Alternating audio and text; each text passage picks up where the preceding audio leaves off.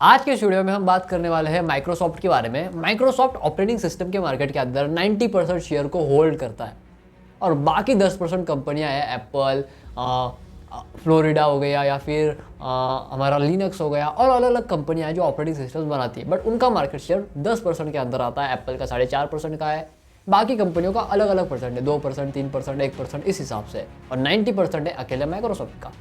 आज इस वीडियो में हम बात करेंगे कैसे माइक्रोसॉफ्ट 1.67 ट्रिलियन डॉलर की कंपनी बना।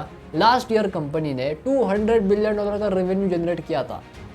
कैसे किया? 3 ग्रोथ फैक्टर है, एक एक करके समझेंगे। मेरा नाम ऋषिकेश, आप देख रहे हैं व्यापार। सबसे पहला ग्रोथ फैक्टर है वो है कोलैबोरेशन विद बिग ब्रांड्स या फिर कोलैबोरेशन विद राइट प्लेयर्स। अब अल्टीमेटली जब बिल और एलन ने माइक्रोसॉफ्ट की शुरुआत की थी ना, उसके पहले इन्होंने जो है वो अलग अलग कंपनीज के लिए अलग अलग छोटे मोटे सॉफ्टवेयर बनाए थे। ट्रैफिक सिग्नल बनाया था, गेम बनाया था, बहुत सारे छोटे मोटे सॉफ्टवेयर इन्होंने बना के उसमें से पैसे बनाए थे। इनको रियलाइज हुआ क्यों ना हम अपनी खुद की कंपनी बनाते हैं और वहाँ से पैसे कमाते हैं। सो इन्होंने जो है वो माइक्रोसॉफ्ट को बनाया। अब जब इन्होंने माइक्रोसॉफ्ट को बनाया ना, तब IBM ने एक हैकाथॉन लॉन्च किया था। अपने माइक्रो कंप्यूटर के लिए प्रोग्रामिंग लैंग्वेज चाहिए, जो भी इसके लिए बनाएगा हम उसको जो है वो अच्छा खासा तगड़ा पैसा देंगे। सो एलन वहाँ पे पहुंच जाते हैं अपना बेसिक नाम का एक प्रोग्रामिंग लैंग्वेज लेके, जो कि एक माइक्रो कंप्यूटर एटलर के लिए बनाया था, जो कि IBM ने बनाया था कंप्यूटर, राइट। सो बड़े बड़े सॉफ्टवेयर इंजीनियर्स होते हैं, अलग अलग एंटरप्रेन्योर्स होते हैं, वो अपने प्रोग्रामिंग लैंग्वेज को उसके ऊपर इंस्टॉल करने की कोशिश करते हैं, बट इंस्टॉल नहीं होती, एरर आती है। हर किसी को एरर से आते हैं। बाद में आते हैं हमारे एलन भैया और अल्टीमेटली वो जो है वो उस माइक्रो कंप्यूटर के ऊपर, एटलर के ऊपर, उनका प्रोग्रामिंग लैंग्वेज बेसिक को इंस्टॉल कर देते हैं और हेलो वर्ल्ड नाम का प्रोग्राम भी प्रिंट कर देते हैं, जिसके बाद में वो हैकाथॉन वो जीत जाते हैं। बाद में वो कंपनी को अप्रोच करते हैं कि हमें जो है वो कंपनी कॉन्ट्रैक्ट्स दे, कोलैबोरेट करे हमारे साथ, हम कंपनी के लिए ऑपरेटिंग सिस्टम बनाए, उसके बदले में कंपनी जो है हमें पैसे दे। ऐसे करके इन्होंने जो है वो IBM को अप्रोच किया और IBM जो है उसके लिए रेडी भी हो गया, क्योंकि इन्होंने जो है उनके माइक्रो कंप्यूटर के लिए एक प्रोग्रामिंग लैंग्वेज बना दी थी।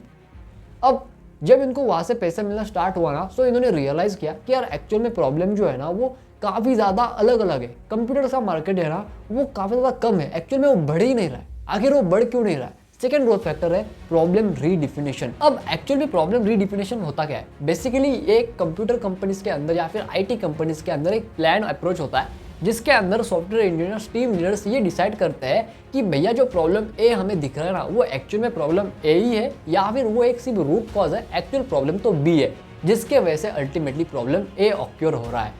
अब यही प्रॉब्लम रीडिफिनेशन का स्ट्रैटेजी इन्होंने इस्तेमाल किया, जिसके वजह से इनको एक्चुअल में पता चला कि भैया जो कंप्यूटर का मार्केट है ना वो बढ़ ही नहीं रहा है, बिकॉज कंप्यूटर जो है वो DOS बेस्ड ऑपरेटिंग सिस्टम के ऊपर काम कर रही है, यानी कि डिस्क ओरिएंटेड ऑपरेटिंग सिस्टम। अब ये बेसिकली होता क्या है, यहाँ पे पहले कंप्यूटर्स कैसे थे जिसके ऊपर आपको एक ब्लैक स्क्रीन आता था और व्हाइट में टेक्स्ट आता था, वहाँ पे आपको कमांड्स लिखनी थी और कमांड लिख के ही आप अपनी चीज़ों को रिट्राइव कर सकते हैं। फाइल बनानी है, कमांड लिखो, फाइल एक्सेस करनी है, कमांड लिखो, कॉपी करना है, कमांड लिखो, पेस्ट करो, कमांड लिखो, नई फाइल बनानी है, कॉपी करो, नई फाइल बनानी है, अलग से कोई कमांड लिखो, राइट। अलग अलग टास्क के लिए अलग अलग कमांड्स होती थी और ये काफ़ी ज़्यादा डिफिकल्ट होता था। जो लोग इन चीज़ों को जानते थे वही उन कंप्यूटर्स को खरीदते थे, बाकी लोग उनको नहीं खरीदते थे, जिसके वजह से जो कंप्यूटर का मार्केट था ना वो बढ़ नहीं रहा था, वो सैचुरेट हो चुका था अलग अलग प्लेयर्स द्वारा।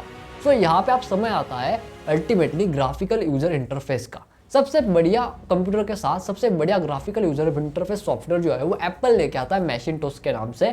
बट एक्चुअल में यहाँ पे प्रॉब्लम ये होती है कि इस सॉफ्टवेयर के अंदर जो है वो आपको पूरा का पूरा कंप्यूटर खरीदना पड़ता है। एप्पल जो है वो कंप्यूटर मेकिंग कंपनी, जिसके साथ उन्होंने मैकिंटोश नाम का एक सॉफ्टवेयर भी बनाया था, जो कि ग्राफिकल यूजर इंटरफेस था और उस समय काफ़ी ज़्यादा ज़बरदस्त था। बट सेम ऐसा ही एक कंप्यूटर जेरोक्स ने भी बनाया था, बट वो इतना नहीं चला। सेम वो भी ग्राफिकल यूजर इंटरफेस के आता था और उससे ज़्यादा कॉम्बिनेशन, उसके ज़्यादा फीचर्स के साथ एप्पल का आता था। अब इन दोनों के अंदर काफ़ी ज़्यादा पोटेंशियल था, कंपनी काफ़ी बढ़ रही थी, बट एक्चुअल में पूरा कंप्यूटर खरीदना पड़ता था। सो यहाँ पे माइक्रोसॉफ्ट ने ये डिसाइड किया क्यों ना हम एक ऐसा ऑपरेटिंग सिस्टम बना दे जो कि हर कोई कंप्यूटर के ऊपर इंस्टॉल कर सकता है, फिर चाहे कंप्यूटर किसी भी कंपनी का क्यों ना हो। और ऐसे में ये बनाते हैं विंडोज़ 1 को। ये सॉफ्टवेयर जैसे ही लॉन्च होता है, जैसे लोगों को इसके बारे में पता चलता है ना, कंपनी को $60 मिलियन का फायदा होता है। $60 मिलियन की सेल्स जो है वो कंपनी जनरेट कर देती है विंडोज़ 1 के थ्रू। बाद में कई अलग अलग सॉफ्टवेयर्स आए, जैसे कि विंडोज़ 2 आया, विंडोज़ 3 आया, विंडोज़ XP आया, विंडोज़ 1008 आया, अलग अलग ऑपरेटिंग सिस्टम आए, राइट। लेकिन अब एक्चुअल में यूजर्स को जो है वो एडिक्टिव बनाना था।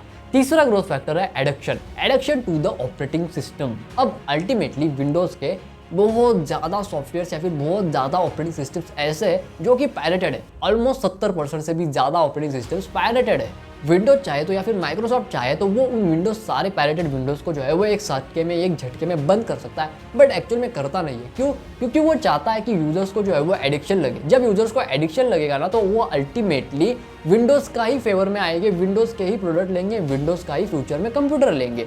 अगर कोई बच्चा अपने स्कूल कॉलेज के अंदर अगर विंडोज का इस्तेमाल कर रहा है ना, जब वो एक्चुअल में कंप्यूटर लेने जाएगा, एक्चुअल में लैपटॉप लेने जाएगा ना, तो वो एक्चुअल में विंडोज बेस्ड लैपटॉप या फिर विंडोज बेस्ड कंप्यूटर ही लेगा, जिससे कंपनी का फायदा होगा। कंपनी डायरेक्टली कस्टमर्स को टारगेट नहीं करती। कंपनी जो है वो एक B2B कंपनी है, यानी कि जो कंप्यूटर मेकर्स होते हैं जैसे IBM हो गया, डेल हो गया, HP हो गया, लेनोवो हो गया, कंपनी इन कंप्यूटर मेकर्स को अपने सॉफ्टवेयर यानी कि अपने ऑपरेटिंग सिस्टम्स के लाइसेंस बेचती है और वहाँ से पैसे कमाती है। कई अलग अलग सर्विसेज भी है, जैसे कि इनका एजूर है जो कि क्लाउड कंप्यूटिंग सर्विस है, वही इनका जो है वो माइक्रोसॉफ्ट ऑफिस है, और डिफरेंट इनके सॉफ्टवेयर है जहाँ से कंपनी जो है पैसे कमाती है। आशा करता हूँ कि आपको ये वीडियो पसंद आई होगी। अगर आपने इस वीडियो से कुछ भी सीखा तो चैनल को सब्सक्राइब कर दीजिए, चैनल नया है, इस वीडियो को लाइक कीजिए, अपने दोस्तों के साथ शेयर कीजिए।